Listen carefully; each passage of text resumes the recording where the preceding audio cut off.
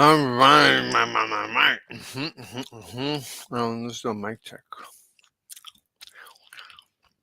Let's do a mic check.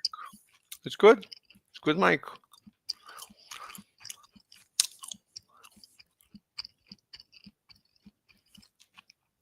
Oh, interesting. In England, who was about to become a suicide bomber. Welcome back to the Dersh Show. First of all, happy Thanksgiving, everybody. In my family, in our family, we do our big Thanksgiving dinner tonight. We do it tonight because we don't want to create conflicts with people, in-laws and relatives, and everybody else has their dinner on Thursday, and there's always an issue. Should I go there? Should I go here? So we have ours on Wednesday night before, and nobody has a conflict. It's wonderful. We get the whole family together, and then tomorrow, this guy can go to his mother-in-law, this one can go to his father-in-law. They do whatever they want, and probably everybody eats too much because we have two big meals, one tonight, and then like tomorrow my wife and I are going to her brother and relatives. So too much eating, but at least we avoid conflict, and we are not going to be talking about politics. I think this is going to be a Trump-free dinner. Tomorrow, I suspect, won't be so Trump-free because my brother-in-law has some pretty strong feelings. But a moratorium over disagreements regarding politics. I'm sure we will get into some discussions about international politics, Israel, Ukraine, but not about domestic politics. We'll see. I'm not sure. All right. I was on the phone today with my sources very high up in Israel to see whether or not the ceasefire was holding, and it was. The Israelis aren't ready yet to go home. They don't trust Hezbollah. After all, there was a ceasefire in effect on two ceasefires in effect on October 7th, one with Hamas, which they, of course, violated by brutally murdering 1,200 people. And then there was also a ceasefire with Hezbollah. That one was certified by the Security Council of the UN, and Hezbollah just decided to break it and to send missiles and rockets. And hopefully they learned their lesson. I'm convinced that the only reason that Hezbollah has agreed to a ceasefire is they've been militarily defeated. Hamas has also been militarily defeated. I also think, and this is speculation, but I think the Trump election sped up the process of trying to get a ceasefire because I think Hezbollah knows, and Iran knows, and Iran obviously had to agree to this. Hezbollah wouldn't go to the bathroom without checking with Iran. And so I suspect Iran knows that Trump's going to be a little tougher on them than the Biden administration has been. I think that may be true of Hamas too. So it wouldn't surprise me enormously if Hamas changes mind. As of now, Hamas refuses to come to the bargaining table. Don't take that from me. Take that from Jake Sullivan, the National Security Advisor. He has placed 100% of the blame for a lack of ceasefire on Hamas. You try to tell that to these useful idiots who are parading around calling Gaza to be free, calling for ceasefire. I love the ones who are calling for a ceasefire. So I asked him, who's stopping the ceasefire? Israel. No, Israel has agreed to a ceasefire. Well, we didn't know that. It's interesting. I spoke last week at a pro-Israel event. Of course, I respected it, boycotted, and screamed at, and yelled at, called all kinds of names. And but what I did was I decided to give the protesters copies of my book, The 10 Big Anti-Israel Lies, and how to refute them with truth. I'm sure most of them just throw in the garbage pail. But after the event was over and the protesters had all gone away, one of the protesters stayed behind and he approached me. My wife was a little concerned. My God, he's one of the protesters. Maybe he'll attack you in some way. And he said, "Excuse me, Mr. Dershowitz. I listened to the protesters. I was one of them, and I heard you had a book. I actually like to read the book. I want to get both sides of the story. Fortunately, I carry these books around with me because they're so thin. They're tiny little books. They're 75, 80-page pamphlets. So I had an extra copy, and I signed it to him, for truth and for peace. And he took it. And I wonder what he thinks. There was a guy who's written about this extensively, an anti-Israel Pakistani in England who was about to become a suicide bomber and go to Israel and blow up children. And he decided to read my previous book, The Case for Israel, and it turned him into a Muslim Zionist. He now goes around the world talking for Israel. As a result of reading my book, he decided to go to Israel to see for himself. I wish some of these protesters would go to Israel and see for themselves, but that's the last thing they want to do. The last thing they want to do is see facts that contradict the lies that they're being told by their professors and their colleagues. So I'm hoping the ceasefire will hold. I'm hoping it will extend to Hamas, but obviously Israel should not surrender the Philadelphia corridor, which is the only area that prevents weapons from coming into Gaza. So Israel has an absolute not only right but responsibility to keep that secure, and that's the Gaza and Hamas says, no, we have to open up the Philadelphia corridor so we can bring in rockets and tunnel building equipment. That's not a ceasefire. That's just allowing the other side to rearm. So in this Thanksgiving, my hope is for peace in the Middle East. I'd love to see peace in Ukraine as well, and for America. The growth of civilizations is, for all we know, strongly correlated with access to energy. This is why fossil fuels have accelerated progress so much, and why a lot of people understandably don't like the idea that we scale back on energy use. Indeed, astrophysicists speculate that we should be able to identify technologically advanced extraterrestrial civilizations because they would cover up their home star to capture its energy. But a new paper that just appears says that there are better ways to extract energy from stars, and we've been looking for aliens the wrong way. That technological advances are strongly correlated with energy use inspired the Russian astrophysicist Nikolai Kardashev to classify civilizations by their ability to use energy. It's now called the Kardashev scale and should not be confused with the Kardashian scale, which ranks civilizations based on their ability to stay relevant on Instagram. Actually, we're not so much concerned with energy per se, but with power. That's the energy that can be used per time. On the Kardashev scale, Type 1 civilizations use all the power available on their planet. That includes solar, but also geothermal, nuclear, wind, and so on. Estimates say that Earth could support about 100,000 terawatts of power. We currently use about 0.02% of that. So we have a long way to go and aren't even yet a Type 1 civilization. Once a civilization is using all the power that their planet delivers, the next obvious source of energy is their star. A Type 2 civilization harnesses the full energy output of their host star like with a Dyson sphere. That's a megastructure which captures all the radiation coming off the star. A Type 3 civilization takes it a step further, using up all stellar bodies of the entire galaxy galaxy, stars, but also black holes. And the type 4 civilizations finally use the power available in the entire universe. You see this summarized in this figure, which shows the relation between energy use per year and the size that the civilization needs to extend over. Earth is currently down here, and these orange dots are various future projections for Homo sapiens. As you can see, we're hugely underperforming. The Kardashev scale is usually interpreted to be about the radiation emitted by stars. Indeed, this seems to be why Elon Musk is so fascinated by solar power. When you think in Kardashev terms, it becomes very obvious that the sun is overwhelmingly the source of energy, and everything else is tiny potatoes. Tiny, tiny, tiny potatoes. The thing is, though, it's not true. You see, stars do nuclear fusion at a steady rate for a long time, and that's a convenient source of power, yes. But there is no physical reason why you can't generate energy much faster, resulting in more power. And most of the elements that can be fused to create energy in our universe are actually not in stars. They're mostly in interstellar and intergalactic clouds. This is where the new paper comes in. The authors point out that there are a variety of other ways that civilizations could grow much faster. They especially discuss stellivores, which literally means star eaters. These are civilizations that extract energy from their star by destroying it. And here I was thinking, why your system collapses dark. One mechanism is what they call star lifting. For that, you remove materials from the outer layers of the star, for example, with strong magnetic fields, and then you burn it in a nuclear fusion reactor. The point is that this will create energy much faster than waiting for the star to burn through its fuel naturally. Another thing that a civilization might do is to drag matter from elsewhere to nearby the star and let it get trapped by its gravitational field. This will create an accretion disk like around a black hole. As the material spirals inward, it'll release massive amounts of energy, far more than the star's natural light. If that sounds like science fiction, it's because it is. But it has implications for our search for extraterrestrial life, because when astrophysicists look for technologically advanced civilizations, This is complete and utter nonsense. What? I mean, this assumes so many things. I mean, this assumes that an advanced civilization it grows but stays local to a star. But why would it grow? The question is, why would they grow? What's the interest of a civilization to grow? Think of it. What's your interest to grow? Like, you personally want to grow, but why would you want civilization to grow? What benefit is it to you? What benefit is it to the civilization to grow? There's no benefit for a civilization to grow. So that's the beginning, the middle, and the end of it.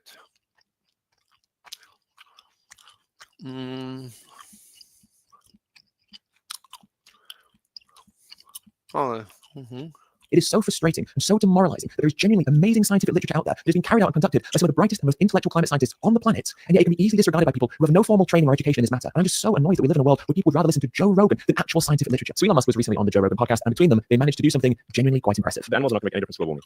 No, it's zero, nothing. Now, by this point, we know that both are woefully uninformed and just flat quite impressive. Listen to Joe on the planet moralizing that it is so frustrating and so demoralizing that there is genuinely amazing scientific literature out there that has been carried out and conducted by some of the brightest and most intellectual climate scientists on the planet, and yet it can be easily disregarded by people who have no formal training or education in this matter. And I'm just so annoyed that we live in a world where people would rather listen to Joe Rogan than actual scientific literature. So Elon Musk was recently on the Joe Rogan podcast, and between them, they managed to do something genuinely quite impressive. The animals are not going to make any difference to global warming. What? Scientific literature. So Elon Musk was recently on the Joe Rogan podcast, and between them, they managed to do something genuinely quite impressive. The animals are not going to make any.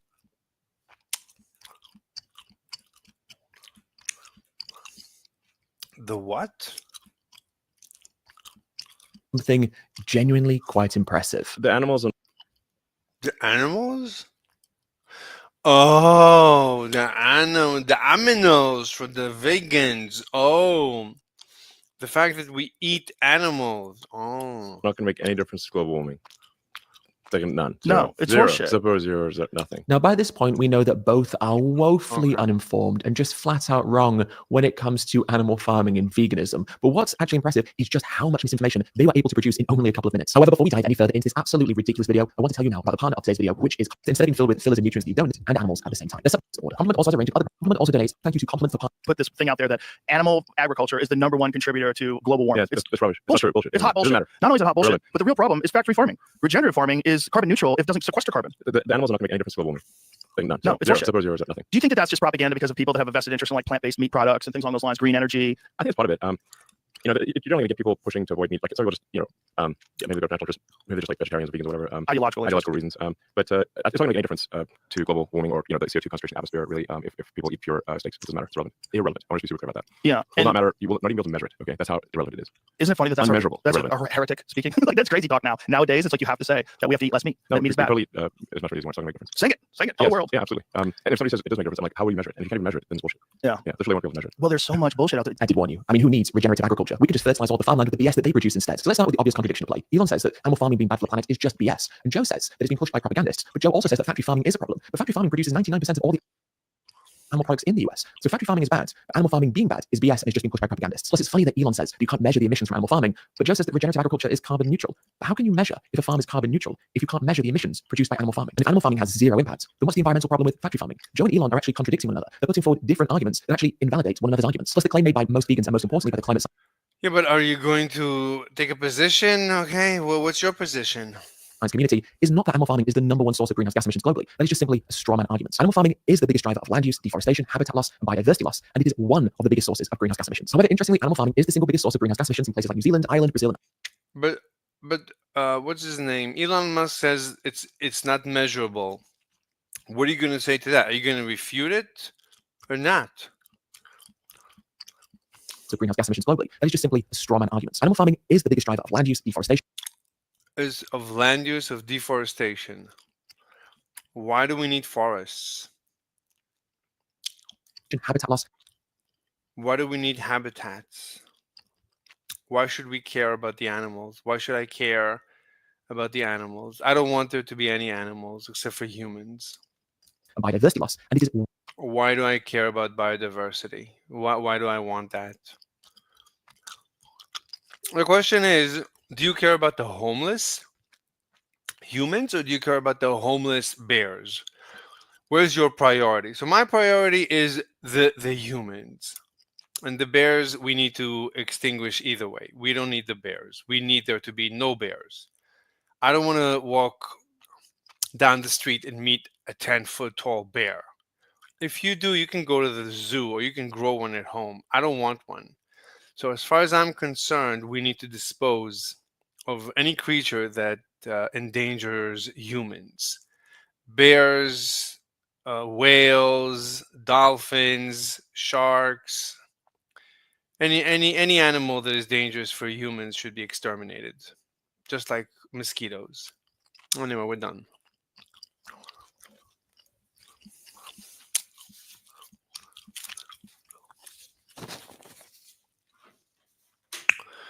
Oh my god, let's see what's going on.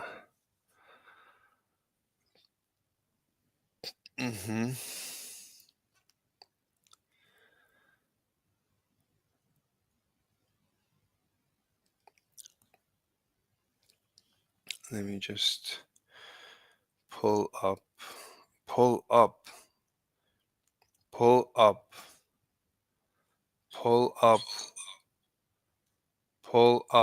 There we go. All right. Power in. Alternative media standards. Joe Rogan, Brett Weinstein, and the horrifying low standards in alternative. Okay. Can I also mention, while we're on the subject of alternative influencers and pundits and this kind of thing, that some people on our subreddit or so on, they seem confused about like why on occasion we are more positive about Destiny than some of the other online commentators. And they point out like, don't you notice that he's unhinged and degenerate and whatnot? And I say to that, just listen to the episode where we highlighted those tendencies, right? And they continue apace. But I did want to point out an example of why it is that I think actually Destiny is different than say a figure like Hassan, right? And here's a clip of him talking about the alternative media space and his place in it. I say that even I see you guys was like, oh, Destiny was like hundreds of hours of research. There's like 8-hour streams. Not really. Probably like 1 to 3 hour streams reading stuff at the end. Maybe it's like a 6-hour stream if we're like super driven on Sunday. For the most part, I don't even really do that much. And I'm already like ahead of every other independent media person in the world easily with the amount of research I do. Guaranteed, 100%. I'll put I'll debate anybody in the world on Gen 6, and I know I will. I'll debate anybody in the world on vaccines, and I know I will. I'll debate anybody in the world on I'll debate Newsline on Russia, Ukraine, and I know I win. And it's not because I'm an ultra super intelligent person that just grasps every factor. It's not because I do research. It's just I read like a little bit, just barely a little bit. Okay, barely a little bit. Wait, did somebody just text me something? Andrew, worst argument to ever get proposed. Rex, would you guys agree this is a contradiction? Statement 1. It is impossible for anything. What's going on? Anything to have greater utility. What are they? Let's debate on your thesis. C. Thesis C. Thesis. I think I'm pretty exceptional in some ways, but like to be like the best in the world at what I do, I don't think I'm that exceptional. But the competition, the playing field is just so horrible. It's just, the standards in alternative media are non-existent. They're the bars in hell. Okay, the standards are non-existent here, and I hope that one day, like, it becomes a norm that you expect people to at least publish notes or have. I don't want to say have sources because I don't believe anybody when somebody cites a book. I don't believe it ever. I don't think they've ever read that book. I don't believe that people read books when they cite them, even when they quote them. I just don't believe it. I don't know if that means alternative media people should be forced to publish book reports every month, or if they should have some kind of note or just a screen where they're reading through an article or something. Like, it's ridiculous. Like Matt Walsh not knowing, Matt Walsh thinking after doing a whole documentary on trans people, thinking that 3 million kids have been going through like hormone blockers. Like, the issue isn't that he misremembered a fact or he didn't know a thing. It's that it's an impossible amount of negligence to have gotten through an entire documentary and to not know anything about it. It's impossible. So yeah, I don't know. It's just the standards are non-existent. It's insane. Yeah, so there, okay, to highlight the people, the salient facts are: one, he's correctly identifying how low the standards are in alternative media, and this being a problem. And second, he is highlighting that he does put in more effort than the other commentators that he's engaged with, right? But that it's not that much. He's not saying it's Jordan Peterson, I've read 200 books on the topic and blah, blah, blah. He's saying it's, 1 to 3 hours reading articles and like this is it. And he doesn't believe like elite streamers and alternative people when they claim to read books. So that is the kind of thing that you rarely hear from the other people in the alternative media space. And I think that is a good sign and like a correct assessment of self-awareness about like what is distinguishing, right? Like just reading source material and acknowledging that you're not a world expert on things, which you way ahead of the curve. Yeah. And I've heard him say similar things. I guess almost sort of downplaying himself and his success is really just saying, look, I'm really not that good. It's just I do slightly more work than the other guys, so it makes me seem like it. And I'm going to hand it to him too. He was calling out and expressing very strong suspicions that characters like Tim Pool were literally getting paid by Russians because he couldn't think of any other explanation for why they would be talking like this. He was making those points. And why their talking points are so consistent. Yeah, he was picking that up from a number of different media clips that he was covering, and he was right. Yeah. So the alternative media, Matt, things that Tim Pool did not say what he said because he's paid. Tim Pool got paid because of what he says. So on that, Destiny is wrong. That is a good sign and like a correct assessment. And Destiny knows it because Destiny played the clip from years ago where Tim Pool explained the mechanism by which ideologues are paid by the industry that they defend. Tim Pool explained exactly what I just said. It's not that people say what they're paid to say. Rather, it's that people who say what the industry likes are paid. So they are promoted by that industry. Politicians of a certain nature are paid for by the industry that these politicians are promoting. It's the cause and effect are reversed. There's no corruption. It's not corruption. It's ideology. People have an ideology, and because when an industry needs to decide what to do with the money, what should they do? They say, okay, let's help this politician that loves us. Let's get him reelected, or let's get him elected. That's not corruption. That's ideology. That's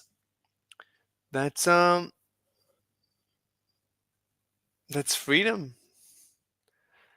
Tim Pool didn't say what he said because he was paid to say it. He didn't even know who's paying him. Right? But that it's not that much. He's not saying it's Jordan Peterson, I've read 200 books on the topic and blah, blah, blah. He's saying it's 1 to 3 hours reading articles and like this is it. And he doesn't believe like elite streamers and alternative people when they claim to read books. So that is the kind of thing that you rarely hear from the other people in the alternative media space. And I think that is a good sign and like a correct assessment of self-awareness about like what is distinguishing, right? Like just reading source material and acknowledging that you're not a world expert on things, which you way ahead of the curve. Yeah. And I've heard him say similar things. I guess almost sort of downplaying himself and his success is really just saying, look, I'm really not that good. It's just I do slightly more work than the other guys, so it makes me seem like it. And I'm going to hand it to him too.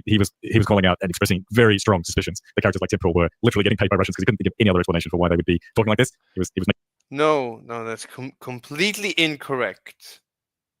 making those points. And why their talking points are so consistent. He was picking that up from a number of different media clips that he was covering, and he was right. Yeah. So the alternative media, Matt, things that would fall into that, we include Joe Rogan, who Lex Friedman was talking, perhaps the world's greatest conversationalist, recently had on one of the premier evolutionary biologists of our time, Brett Weinstein. Moink. That's a smidgen of moo and a bit of wankor. Just to give you a little taste, just a bit of a taste, just a taste, as I think all they deserve, of what went on there with, the great scientist and the conversationalist par excellence. Here's them talking about, concerns they have about the election, Matt. They're not partisans, right? They're guys with concerns. I coined this term, the Cartesian crisis. And the Cartesian crisis basically means the point at which you can't really be certain of anything. And the problem is, yes, I do think people are catching on to the fact that they never know the real story, but the response to that is either that you start believing the bullshit that they tell you, or that you just become cynical and stop believing anything. And neither of those are functional ways to exist. And both those ways are good for the people that run scams. Exactly. They're good for the people who want to maintain power because it Yeah. keeps us back on our heels. Yeah, because if you don't know what's true and what's not true, you're like, oh, geez, and then you get cynical. Oh, it's all bullshit. This whole system's rigged. Then you just go fishing. Right. And that's the thing people don't understand is that at the point that you think you're striking a blow by checking out of their system, you're actually doing them a favor.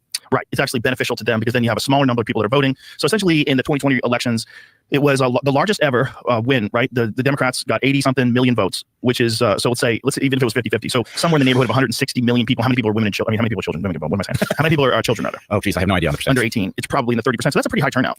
Yes, if that was even If it was real. Yeah, that's Right. the problem. We have no There, and idea. that's the problem with the whole cynical game. Because I'm not convinced. You know why I'm not convinced? Because everybody wants me to be convinced. When they like yell at you, if you ask a question, like, hey, one of the things I've always said, and everyone sort of agrees with this. I mean, literally everyone, even people that think that the election was 100% legitimate. The percentage of voter fraud is never zero, correct? And they're always like, yes. No one can say it's zero. It's not zero. There's a bunch of slippery people that get arrested on both sides of the aisle. Yeah, Matt. So you can't know what's true, and like the election voter fraud. If we can even trust the numbers that the Democrats supposedly won by, and Yeah, but the Democrats are not helping by not passing voter ID laws. The Democrats are helping, they're literally helping the Republicans create conspiracy theories about voter fraud. Why are the Democrats delaying, postponing, objecting to voter ID laws? I don't understand it. The only explanation is that they like cheating. They cheat. That's that. What better explanation do you have, except for they really think that minorities don't have IDs, but they demand every other type of ID, especially during Shmomona. They said, no, you have to have ID, an ID. Where's your paper? Where's your paper? This paper and that. So it doesn't make any sense. I mean, the Democrats could easily stop all And, these what about this conspiracy theories. Keynesian crisis that Brett has coined. Yeah, great rationale there, which is that if people are wanting you to believe that the election wasn't fixed, that makes him think it was fixed. It's a great reason. So anyway, yeah, I mean, like you said, Chris, all of the sympathies go in one direction, all of the suspicion and the paranoid conspiracies go in the other direction. There's not much interest in actual conspiracies, like people like Tim Pool getting paid a whole bunch of money because, they're right wing. There's a lot of interest in this. Like, it'll never go away, will it? Like, Trump has stuck the idea in people's minds that the election was stolen from him. If you don't get the result that you want, then it's got to be rigged. And people like Brett pick. The election, I mean, look. So there was collusion, right? You agree that there was collusion. All the media and the entire the apparatus was against Trump. That's collusion. We all saw it. So that's basically that's bad enough. The fact that the media was against him and the FBI and whatever, we kept seeing evidence that the apparatus is against Trump. So that's a collusion. So as far as we're concerned, as far as I was concerned, I felt, obviously, this election, we've been defrauded out of this election. Now, was there a ballot? I mean, was there a real issue with the ballot? I don't remember what I was thinking that day. I think that day I was sure that there is, because people kept showing me, we kept seeing videos, and there was plenty of evidence of issues with the voting. So as far as I know, he really believes it. Trump really believed it, and he maybe still believes it. Pick this up and run with it. And it's just that sort of weaselly kind of words. I mean, there is some truth in that in terms of one of the objectives of propaganda. They would say, for instance, communist propaganda during the Cold War or fascist propaganda is not so much to convince people of a particular thing, but rather to put them into a state of doubt where nothing can be really trusted, and therefore you sort of check out politically. There's some truth in that. Other people have written about that. But Brett bends that to his own view because it's such a blanket statement that you can then go, well, we can't know anything for sure, so anything's possible, including stolen elections. It's very easy. No, Matt, you're detecting this view that isn't really there. Like, Joe is a free thinker. He doesn't have, biases. And Brett, he's a radical progressive. I don't think we are wrong to imagine that we have lost the ability to check whether an election is fair and that that's not an accident. That leaves the possibility open to cheat. And as you point out, they cheat in every other way. Are we supposed to believe that they won't do that because their patriotism is so deep? I don't see any patriotism to them at all. Well, not only that, they've established this narrative that it's imperative that the Democrats win to save democracy. Right. So they've already made all of these statements that it's more important for them to win than anything. More important than anything. More important than having primaries. More important than letting the people decide who the representative is. More important than.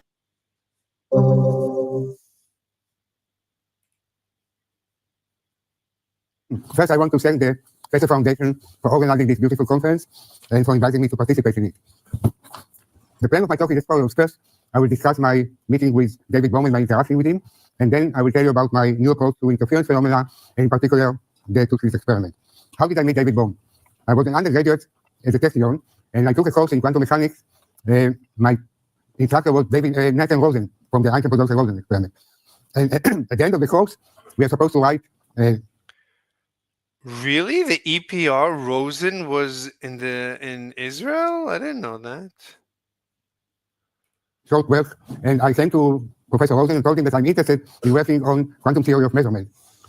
And he told me, no, young people should not work at all on something like this. You should try to do some down-to-earth physics problem. But I told him, Professor Rosen, the only reason why I'm doing physics is because I'm interested in big questions, and I would like to work on this kind of problem. And he did not agree with me, and we had a problem because I insisted I want to work on foundations, and he did not allow me to do that. And I had an instructor, Gideon Carmi, who told me that there is a new professor that just arrived at the Technion, David Bohm, and I should go and talk to him. So I went to his office, knocked on the door, entered, and I told him about my ideas of quantum theory of measurement. He liked it very much, and he said, okay, I would like you to be my PhD student, and that's how we started to interact. And this was a marvelous experience for me, because we had so many things in common. We both felt, for example, that our own experience is really a physical experiment on the most complex system in the world, which is our brain. And therefore, if physics of today is not able to answer a question like what is becoming, what is free will, then something is missing in physics of today. And we agreed that there should still be a future physics that will be able to answer all these questions. Anyhow, we interacted very, very nicely together. And my thesis existed of three parts. The first part had to do with some ideas that I had about problems of measurement theory when you try to incorporate the restriction to velocity of light. For example, if you try to measure the momentum, you have to introduce a large uncertainty in position. But you can't do it very quickly because the maximum velocity of the particle is the velocity of light. So there is a limit then how quickly we can measure the momentum. And he agreed with me, and that was the first part of my thesis. And I have an interesting story to tell about that. Bohm was invited to visit Niels Bohr Institute in 1958. And he The closed captions are completely off the mark. I mean, he's very difficult to understand. took me along with him. And when I was there, I met assistant of Niels Bohr, Or Peterson. And when he heard about my ideas, he said, I think Bohr would like to hear about it. And he arranged a meeting between me and Bohr. There was a small room for the meeting. I and Bohr were sitting near a blackboard, and the audience were Or Peterson and David Bohm. And I started to tell Niels Bohr, Professor Bohr, I have some ideas concerning quantum theory of measurement and the problem with the velocity of light. And Niels Bohr told me, wait a minute, I want to tell you something. And he gave me a whole hour lecture on all these ideas about complementarity and quantum theory of measurement. At the end, he said that was a very interesting conversation. He got up and left the room. It was an unbelievable experience.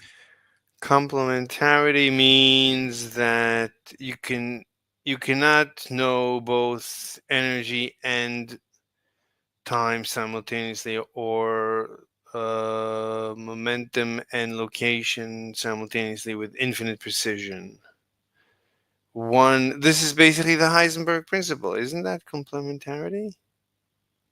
The only way I can explain it is that Niels Bohr had so much feeling against Bohm that because I was a student of Bohm, he didn't want to listen to me. It was unbelievable. I came out from that room with a long face, and people asked me what happened. I told about this experience, and then said, oh, we have to tell you something that will comfort you. 2 years ago, Feynman came to tell Bohr about his ideas of doing the trajectories and superpower difference, and Bohr told him, no way to speak about trajectory quantum mechanics, gave him a whole hour lecture why one should not do it, and left the room. So I felt much better after that.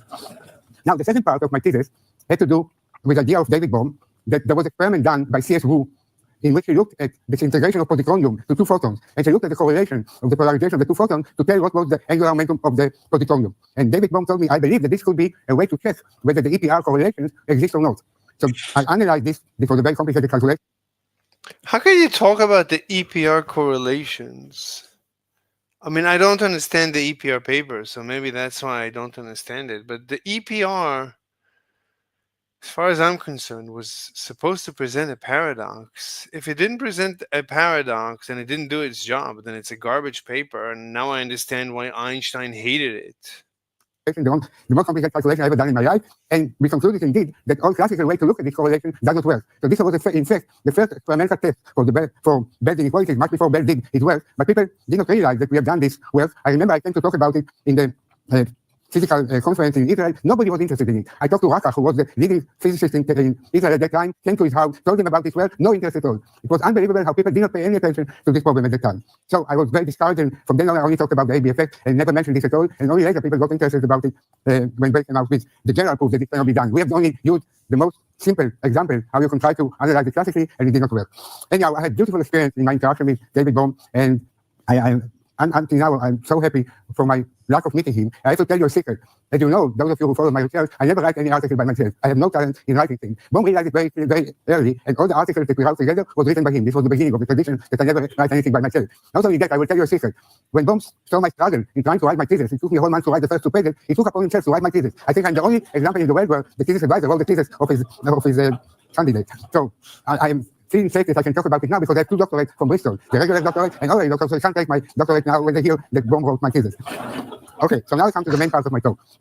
I believe that the problem of He's impossible to understand. I wish I could understand him. He says he finally is making sense of the double slit experiment. I doubt it. Inside the wave function 8 years ago, maybe 8 years ago, he used to make sense. Untying the quantum string with Davida de Biasio. Quantum non-locality.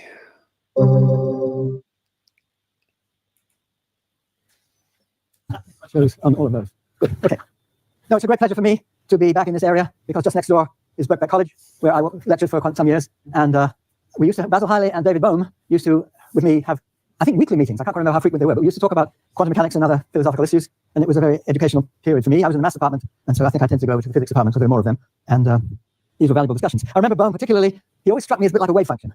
You'd ask a question, and he would zero right on that, give you a very profound perceptive answer, and then it would start to spread out and go cover more and more of the universe. And then I'd lose track of where it was going. And then I'd ask him another question, and whoop, it would collapse down to that point and start spreading out again. So I thought, gosh, that's just like a wave function, isn't it? Anyway, that illustrates one of the features which I've been worried about quantum mechanics for a long time. But also, I should say that one of the things that influenced me very early was Bohm's version of the EPR. Some people call it a paradox, but the puzzle, if you like, the EPR puzzle. And the fact using spins and these things struck me that you did need something non-local in order to describe how nature behaved. Of course, John Bell later on made it much more precise that you needed exactly why you needed non-locality of some sort or other. But this has a particular role to play in my own understanding of this because the issues, well, all these things have to do with the probabilities or the measurements. I mean, quantum mechanics always troubled me because it's got these 2 bits to it, the unitary evolution on the one hand and the measurement process on the other hand. And okay, that's the way you use it and that's the way you have to use it apparently. And yet they're inconsistent with each other because unitary evolution doesn't allow one result. In case your measurement, it happens to be in an eigenstated of that. If state was an eigenstated of what your measurement is, then it will stay there. But otherwise, you have a problem of something which is non-unitary, and that worried me a lot. Now, I also had the belief, I'm not quite sure when I formulated this clearly to myself, that the measurement issue, okay, one can think about many worlds and all sorts of things like that, but that didn't appeal to me very much, at least initially. Perhaps it did, but then it didn't. It seemed to me you wanted some description of the world as we just... Francesca Albanese is the first woman in the position of the UN Special Rapporteur for the of the occupied Palestinian territories. I think the full title is also since the War of '67 or something like that. The UN names are just too long. It's annoying to even think about. But we talked about her before. We talked about the way she specifically talks about Israel. Just to maybe explain a little bit about what her job is. So she's supposed to be, in Slovakia we have the name for that. It's ombudsman. It's basically like a person who's supposed to sort of just gather sort of information from let's say a specific location. In this case, the so-called occupied Palestinian territories, and report to some other body about what's going on. Basically, do like fact-finding missions. And she's done a great job, I believe. So we'll go through the interview she did on Piers Morgan, which was dreadful to go through. Hopefully, we won't have time to go through the whole thing because that will be really annoying. But I think the whole interview is about half an hour, so we should be able to go through some of it. Joining me today is Marco Richard and Mark Pellegrino. Hey guys, how are you doing? Hey. Good. And welcome to the reality show. Marco, do you want to say anything before we go to the video? Oh God, as you said, her job is effectively chief storyteller for the UN. She goes to the Middle East and she gathers human stories that she can use in order to bolster her agenda. She's clearly. Are these guys gay? So openly anti-Semitic, anti-Israeli, it makes her ridiculous, really. I mean, if you see the kind of stuff she posted on X, you cannot believe how much this woman, how vicious and how anti-Israel she is. And to be in the post she is in, kind of makes sense because if you know the UN is a big, unaccountable anti-Semitic organization, which always. Machado? Academia de Jiu-Jitsu. Oh, he does Jiu-Jitsu, Machado. Oh, okay, the Jiu-Jitsu. just comes down on the side of the enemies of Israel. So she kind of makes sense what she does. But as you see in this interview, she's just an awful human being. Is he gay? That's like, no, he's not. He doesn't shave.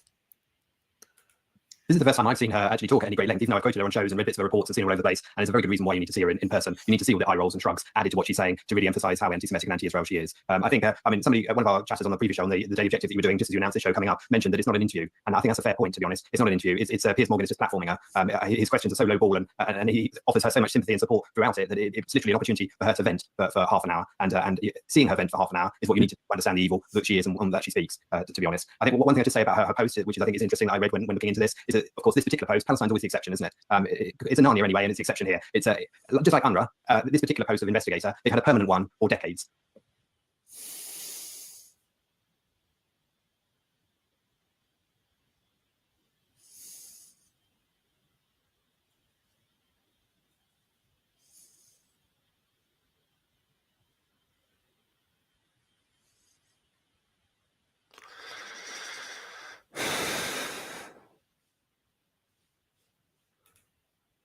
We must force the Jewish experts on technology, engineering, health, and industry to stay in Palestine. They may not be allowed to leave with all the knowledge and experience that they have received by living on our land and eating of its goods, while we were humiliated and suffering. Basically, what this says is, look, you guys have oppressed us, and the only reason that you're knowledgeable and smart is because you have oppressed us. So now you have to be our slaves. Hello, good people. My name is Ron Shafir, and I am a philosopher, which means that I'm so grateful to be in this studio. I'm actually shooting a couple of videos back to back before I get kicked out. So let's do this quickly. Today, I want to show you something that not many people are aware of. Almost all of you watching, I presume, are aware of what happened on October the 7th of 2023 in Israel. That's the Hamas attack on Israel. But I want to show you something that not a lot of people know about, including Israelis. And I'm taking this from a special report made by the Jerusalem Center for Security and Foreign Affairs. It's like a research center. It's from a large report that's been compiled by a guy named Yonatan Dechuch Halevi. Yes, I can say Ch because I'm Jewish. And the thing I want to show you comes from basically like a council of sort that the Gazans made about 2 years before the October attack. So we're talking September 2021. And in this council, in this meeting, shall we say, they basically made plans for the liberation of Palestine. Like, you know, we all know that we want to liberate Palestine, right? Abolish the evil colonialist state of Israel. But what do we do when it's done? What is the plan? You know, so you've liberated Palestine. Now what? So basically, this council was in charge of, having a couple of experts sit together and discuss what do we do. How does it look like in reality? What do we do once Palestine is finally liberated and the Zionist entity collapses? So I'm going to basically walk you through the recommendations that this council has made. So let's get right into it. So the first point is this. The sovereign body that will lead the liberation is the Council for Palestinian Liberation, which will be made up of all Palestinian power structures and of the Arabs who embrace the idea of liberating Palestine, backed up by the friendly nations. So I want to explain this point. Basically, it says who the governing body is going to be. So it's going to be made out of all Palestinian power structures, right? That's Hamas, Palestinian Islamic Jihad, all these lovely organizations. And the Arabs who embrace the idea of liberating Palestine. That means cooperation with the Arabs, with the Arab countries, basically, right? Because Palestinians are Arabs, obviously. And when they say backed up by friendly nations, that basically is a code name for Iran, right? Because the Iranians are Iranians, or Persians, some might call them. They're not Arabs. Okay, so that's basically the idea here. It's, to kind of be a proxy without saying that you're a proxy, something like that. Point number 2, freeing Palestine is a collective responsibility that applies to the entire Muslim Ummah and is spearheaded by the Palestinian people. So this is basically an Islamist point, right? That freeing Palestine is the responsibility of all Muslims. The Ummah is a Muslim term. It means like the Muslim collective or something like that. Okay, so basically it states that, we Palestinians, we're fighting on behalf of the Muslim Ummah. It's kind of the mirror argument of Israel sometimes says that it's... This is the opposite of independence. Fighting on behalf of the free world or something like that, like as the representative of Western democracy, right? So saying that freeing Palestine is a collective responsibility of the Muslim Ummah and that the Palestinians are spearheading this effort, that's like the Palestinian version of the Israeli argument. So one side is like the West and the other side is like the Muslim Ummah. That's the opposite. The Israel country doesn't say that it represents, maybe that it's the homeland for the Jews. It's the homeland. Like, it calls for all the Jews to come live in Israel. In a sense, which is kind of funny because many pro-Palestinians make fun of the pro-Israelis when they make that argument. So yeah, they make the same argument but inverted. Point number 3. At the head of the council shall be a leadership that will become the temporary presidential council that will rule over Palestine until an election shall be called and a government shall be created. Basically, right, it says that it will be a presidential structure, until there could be elections. By the way, did you know that Mahmoud Abbas, the president of the Palestinian Authority, is, I think, 11 years into his 4-year term? I'm sure that's coincidental. Point number 4. Immediately upon liberation, the forces of liberation shall create a document that will state Palestinian values and stress our nationality, our Arab identity, and our Islamic values. That document shall be made by experts in the field of politics, law, and media. Basically, that kind of mimics the Israeli Declaration of Independence, right? That's also a document that's been drafted and signed upon the establishment of the state. But there are many countries. All these guys are debating my thesis.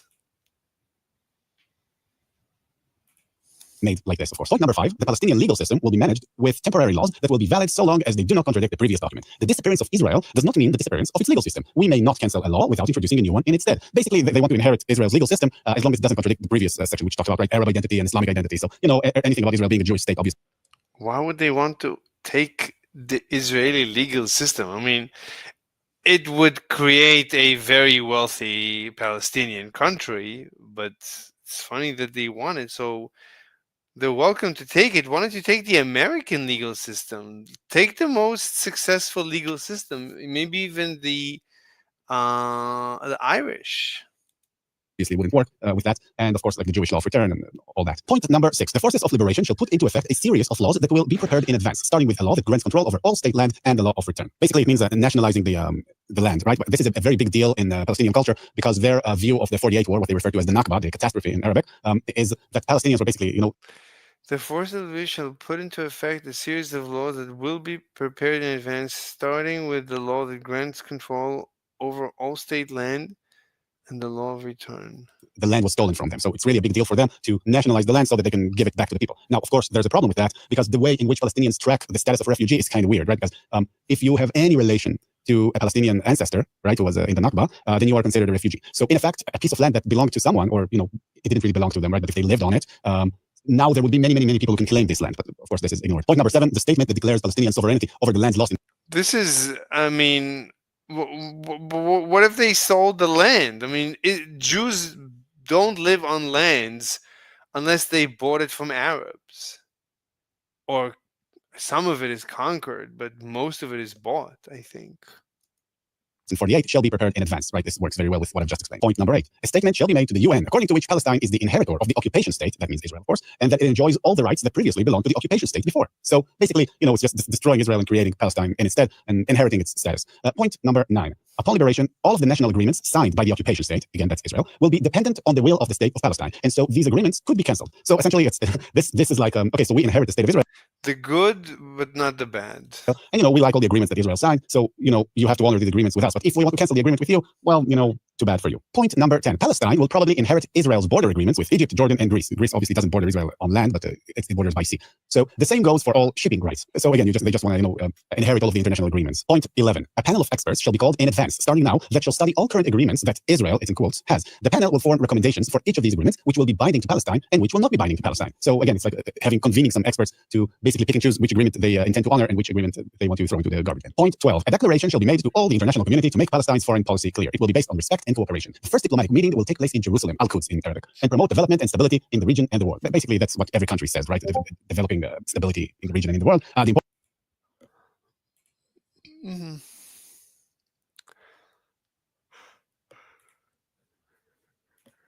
important part here is that the meetings have to take place in Jerusalem.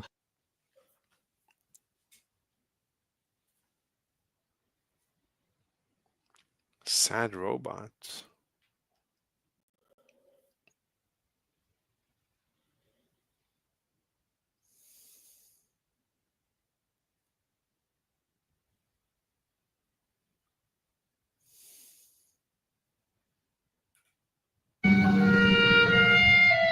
What if I'm wrong?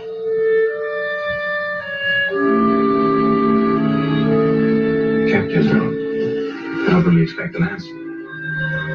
But I've got one. Something I seldom say to a customer, Jim. In this galaxy, there's a mathematical probability of 3 million Earth-type planets. And in all of the universe, 3 million galaxies like this. And in all of that, and perhaps more, only one of each of us.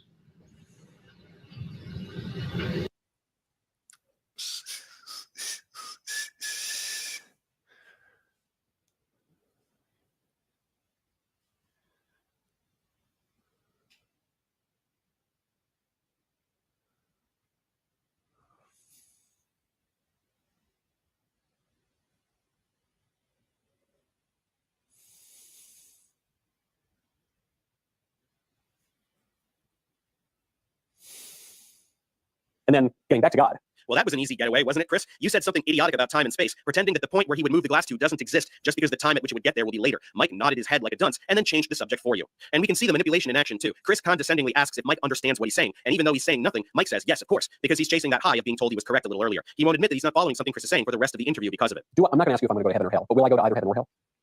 You will persist after you die. Okay, where you go depends on who Michael Knowles really is.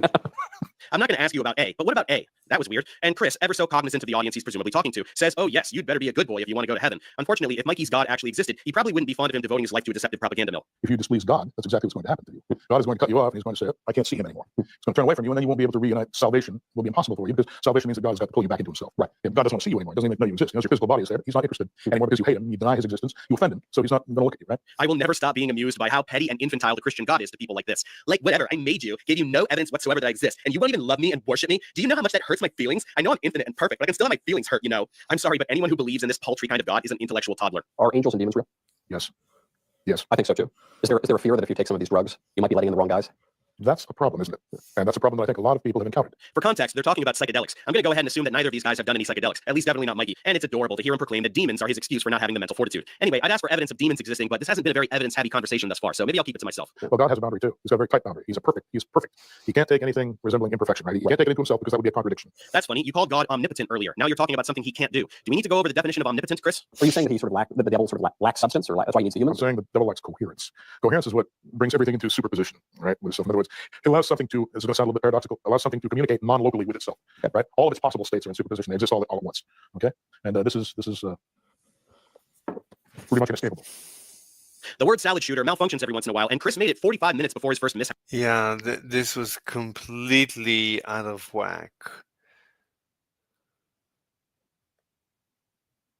And I don't think that's how you smoke a cigar.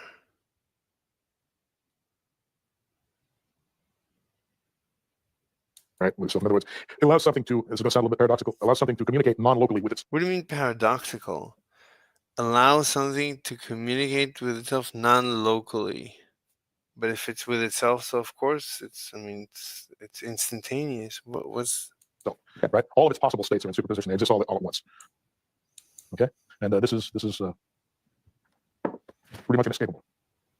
The word salad shooter malfunctions every once in a while, and Chris made it 45 minutes before his first mishap. Not bad. It's tough to keep the stream of bullshit going. Luckily, he had the cigar in his hand, so he could pretend to be doing something while deciding to stop talking. At any rate, what he said was meaningless. He was talking about superposition while gesturing inwards in a way that would indicate the opposite of superposition. Superposition is... Yeah.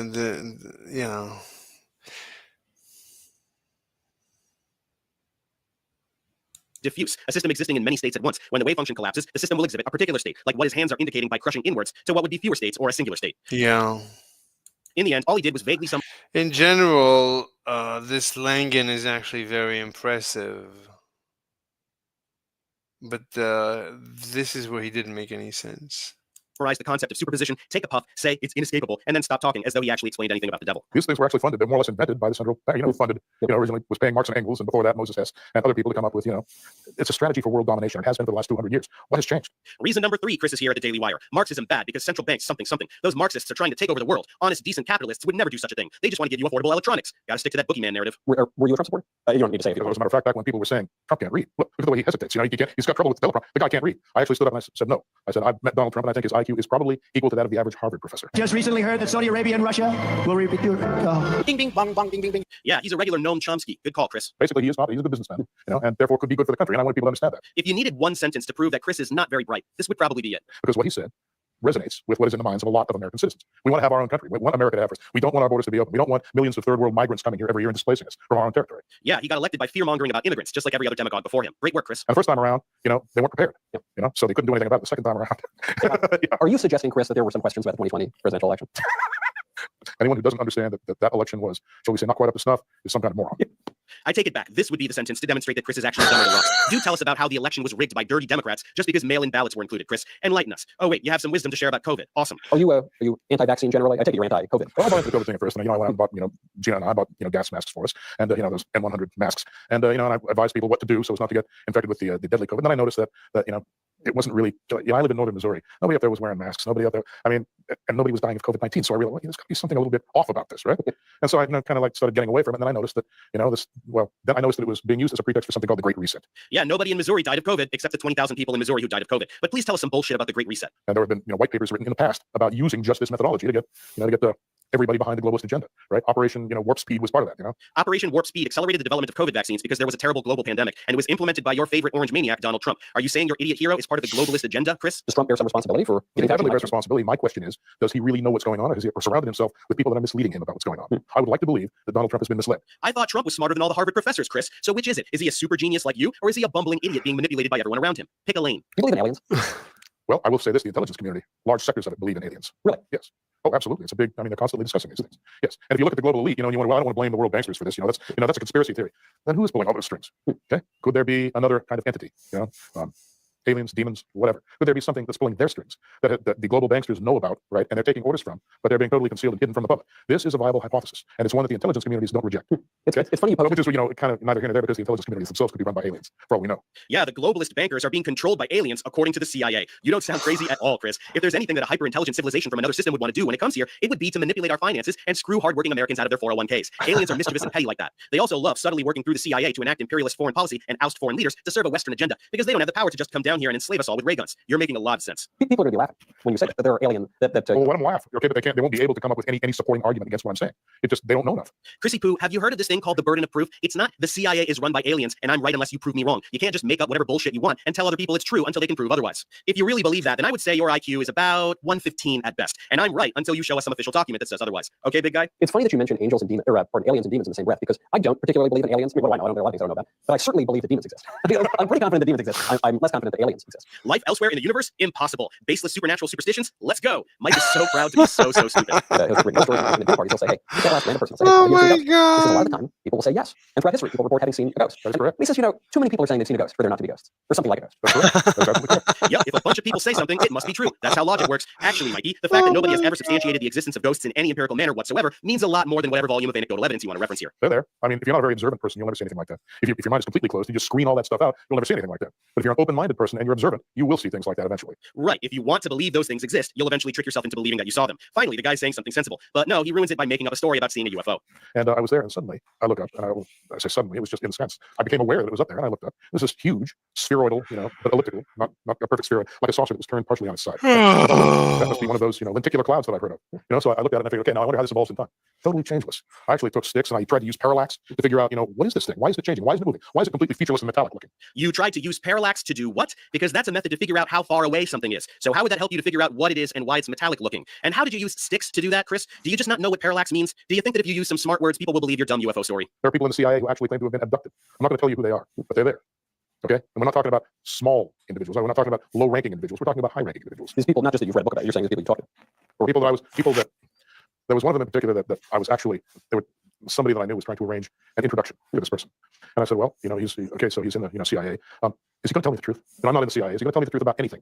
Well, no, actually what he wants to talk about is abductions, because he and his wife were actually abducted by aliens, and he wants to talk to you about it. And I said, well, is he going to tell me the truth about anything? Well, I don't know. I said, then I don't want to talk to him. Okay, I don't want to talk to him at all. There has to be some kind of understanding that I'm not going to get lied to, otherwise I'm wasting my time, because I'll never know whether he's lying or telling the truth. So if somebody isn't going to commit up front to telling me the truth, I don't have time for him. If he were a really smart liar, he would have just said, I will tell you the truth. And lie even if he wanted to. I suppose so. So that's what they do in the CIA. Yeah.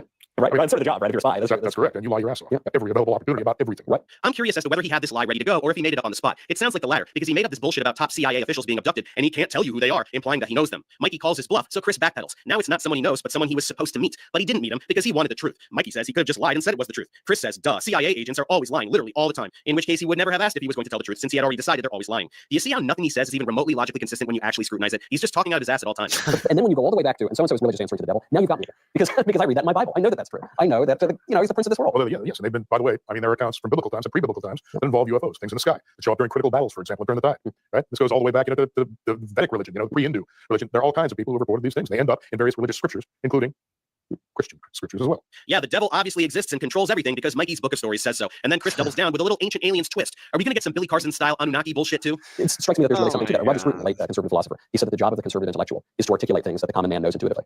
That's right.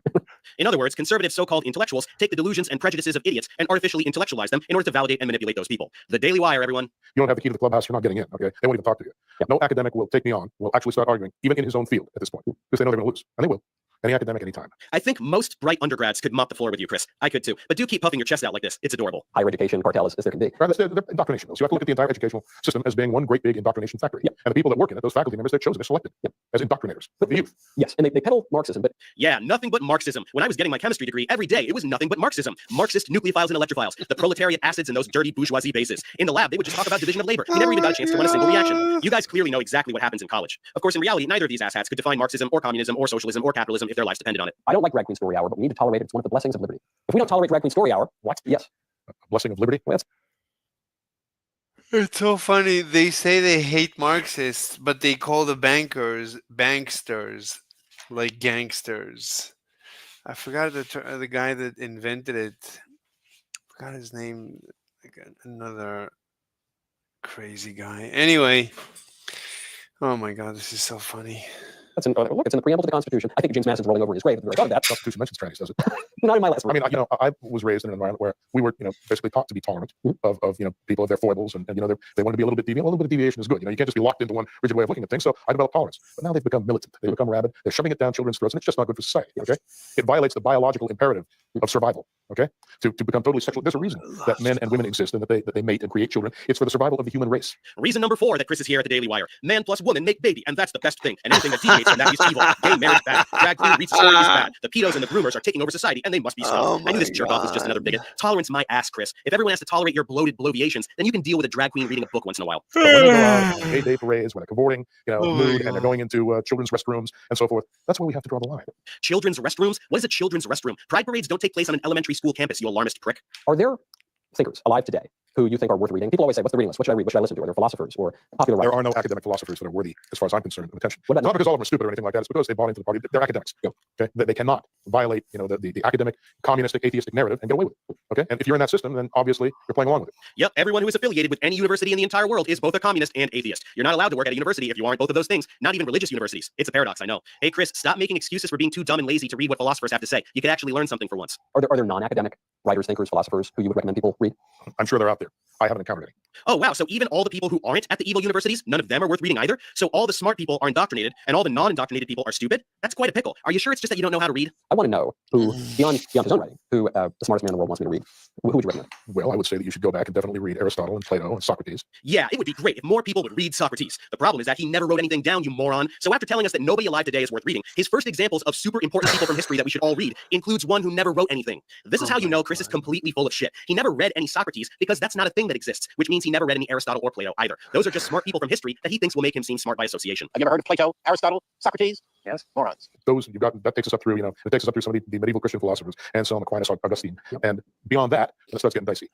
Yeah, once we get past Aquinas and philosophy started to decouple from blind faith in the Christian God, it got dicey, says Chris. We can't have people exercising logic and critical thinking skills now, can we? By the way, these new atheists, they're adamant. You're talking about Richard Dawkins, Daniel Dennett. I'm talking about Richard Dawkins, Daniel Dennett, Sam Harris. Well, I don't know, Chris Hitchens. Guys of this nature. You're a little outdated with your references, Chris. The 4 horsemen you speak of got together in 2007, and Hitchens died in 2011. New atheism isn't even really a term people throw around much anymore, except for fear-mongering twats like you two who recoil at the thought of rationality and who would like to end the separation of church and state. But you didn't just say that he doesn't believe in God. You said he hates God. Hates God. Dawkins obviously hates God. Why is there evil in the world? Usually, that's what it comes down to. Right. No, sweetie. Dawkins doesn't hate God any more than he hates the Loch Ness Monster. You God-botherers are incapable of comprehending the idea that other people genuinely do not believe in your magic sky daddy. Do you think that our discussion or our understanding of God therefore must be active and participatory rather than merely... Absolutely. And furthermore, it must be rational as well as faith-based. Rational and faith-based is an oxymoron. Faith is specifically a suspension of reason. It is the belief in that which you have no logical reason to believe. If you had rationality behind the position, it would no longer require faith. You sure are dumb for a genius, Chris. Mango only pawn in game of life. Why do people always ask you this? Why aren't you a billionaire? Why are billionaires? I've seen people billionaires hate my guts. See, I don't go along with it. Look, they have to give you the opportunity to make money. You need to have connections. In order to make money, you need to make friends out of people who have a lot of it. Come on, you boners. What about all that bootstrap talk? In 50 years of adult life, you couldn't figure out how to rub 2 nickels together without a billionaire giving you a ride? Seriously? If you can't become a billionaire without help from billionaires, how do billionaires exist? And aren't any of them self-made? Because yes, some sure are. I know you're obsessed with meaning and not money, but couldn't you have started your own construction business or a bouncer training school? Write a fucking book? There's nothing you could do to make a measly 6 figures while keeping your integrity in check? Are you really that devoid of creativity, Chris? It sounds like a whole lot of excuses to me. A lot of these rich people are into something called transhumanism. they don't think that they're going to have to leave. So there's no problem with not being able to take it with you. Do you think there's any relation between the transhumanist movement and the transgender movement? The idea that we're just going to escape our bodies? Yes, I do. The idea, I think, is that you can throw off all constraint. You can throw off the constraints of reality, including constraints of gender. Transhumanism, transgender, holy smokes, they're related, am I right? It's called a prefix, you idiots. It means on the other side of. Transhumanism, to the other side of the man-machine divide. Transgender, when one's gender identity is on the other side of or not aligned with that person's sex. I'm pretty sure Chris said he taught himself Latin when he was 12, so this is pretty embarrassing. What should I do in my own life, even maybe beyond any political questions? Look for God. Ask God to establish a personal relationship with you. It's available. You're attached to God by your soul. Okay, there's the soul that attaches you to God. You can receive. Yeah, I did that and nobody answered. I guess he's not taking calls. Funny how the smartest man in the world, when asked for life advice, offers something so trite as to be indistinguishable from any run-of-the-mill creature in any sleepy town in America. Oh my god. Alright, we didn't do any work. And I'm gonna go now. I'm gonna go. We didn't debunk, we just watching YouTube stuff. Watching YouTube stuff. All right, everyone. I'm gonna go now. Let's leave this, and let's leave this, and I'll see you. Bye bye.